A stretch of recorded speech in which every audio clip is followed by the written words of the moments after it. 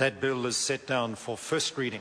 The House now comes to questions for oral answer, and the first question stands in the name of the Honourable Dr Nick Smith. Thank you, Mr Speaker. My question is to the Minister of Finance.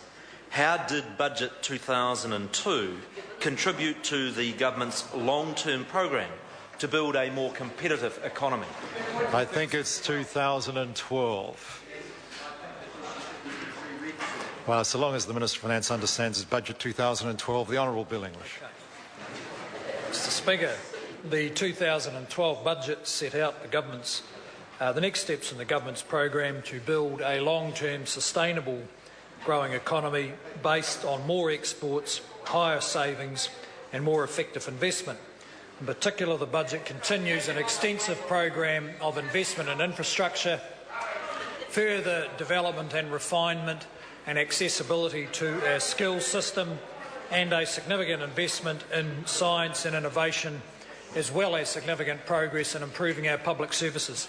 The Honourable Dr Nick Smith. Mr Speaker, to the Minister, why is it important for the Government to continue responsibly managing the Government's finances? The Honourable Bill English. Mr Speaker, good financial management of the Government's books is important because it helps the Government pursue its other economic priorities. For instance, if we stop running deficits, then we can then stop New Zealand's debt to overseas lenders increasing. It can allow us to have lower interest rates for longer, which makes it easier for businesses then to build a productive and competitive economy with more jobs and higher incomes. The Honourable Dr Nick Smith. What are some of the measures in the budget that will help achieve the Government's priority of building a more productive and more competitive New Zealand economy? The Honourable Bill English. Well, Mr Speaker, there's a number of particular measures which are focused on assisting businesses to make the decisions that grow the economy, and that is the decision to invest more, to employ another person and to pay a higher wage.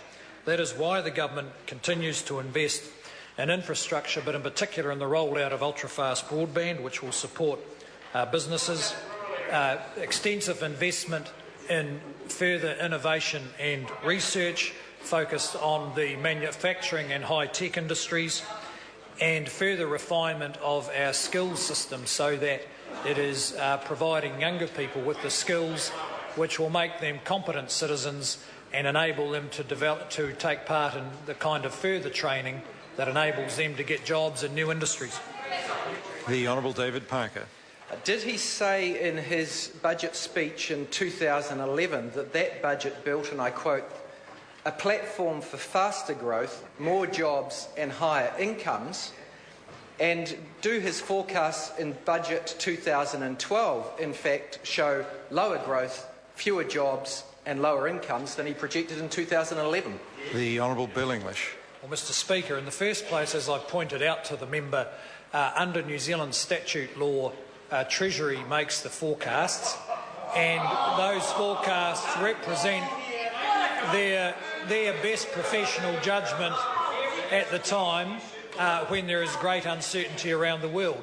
It is our contention that New Zealand is doing pretty well, actually. When we look at how difficult conditions are across the developed world, we will have more jobs, we will have higher growth, and we will have more investment. And in today's developed world, that's somewhat exceptional. Point of order, the Honourable David Parker. Point of order. I think it is at liberty for the Minister to go and elucidate an answer when he doesn't like the primary answer that he has to give in response to a pretty direct question, but he didn't actually address my question. The member makes a reasonably valid point. One assumes the answer was yes, and that if the Minister was not saying yes to the question, he should correct me. The Minister appears not to be wishing to correct me. The Honourable Dr Nick Smith. Thank you, Mr Speaker. Again to the Minister of Finance. How will the budget help deliver on the Government's other main priority of delivering better public services within tight financial constraints? The Honourable Bill English. Well, Mr Speaker, the Government has focused on getting results because if we can get better results with our public services in the long run, we will save more money. 2 months ago, the Prime Minister set out 10 challenging and specific results for public services to achieve over the next 3 to 5 years, including reducing crime, reducing long-term welfare dependency and reducing educational underachievement. And in this budget, the budget delivered last week, the government has found a lot of money for new initiatives by moving cash from programs and initiatives that don't work to programs that will achieve results.